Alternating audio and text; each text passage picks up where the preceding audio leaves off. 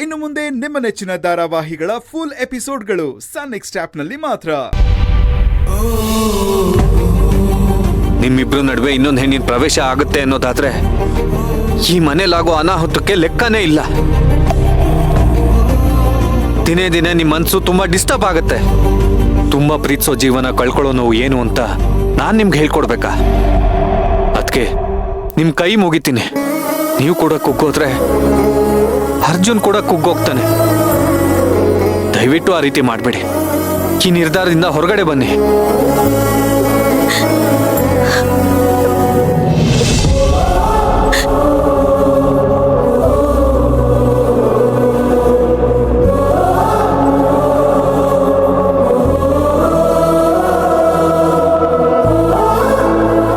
ನಿಮ್ಮಿಬ್ರು ನಡುವೆ ಇನ್ನೊಂದು ಹೆಣ್ಣಿನ ಪ್ರವೇಶ ಆಗುತ್ತೆ ಅನ್ನೋದಾದ್ರೆ ಈ ಮನೇಲಾಗೋ ಅನಾಹುತಕ್ಕೆ ಲೆಕ್ಕನೇ ಇಲ್ಲ.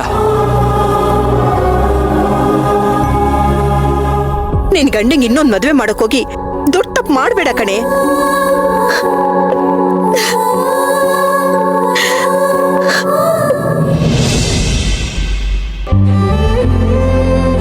ನನಗ್ ತಾಯಿ ಆಗೋ ಯೋಗ್ಯತೆ ಇಲ್ಲ ಅಂತ ನೀವು ತಂದೆ ಆಗದೆ ಹಾಗೆ ಉಳಿಬಾರ್ದು. ಈ ಮನೆಗ್ ಮಗು ಬರ್ಬೇಕು. ಮಗು ಬರ್ಬೇಕು ಅಂದ್ರೆ ನೀವಿನ್ನೊಂದು ಮದ್ವೆ ಆಗ್ಲೇಬೇಕು.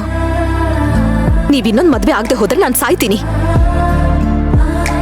ಯಾಕೆ ಸರ್ ನೀವು ಸುಳ್ಳು ಹೇಳಿ ನಿಮ್ಮ ಮನಸ್ಸಾಕ್ಷಿಗೆ ನೀವೇ ಮೋಸ ಮಾಡ್ಕೋತಾ ಇದ್ದೀರಾ? ಅವತ್ ನೀವು ಸಂಕ್ರಾಂತಿ ಹಬ್ಬದ ದಿನ ಕುಡ್ಕೊಂಡು ಬಂದು ಮಗು ಬಗ್ಗೆ ಏನೇನ್ ಮಾತಾಡಿದ್ರಿ ಅಂತ ಗೊತ್ತಾ?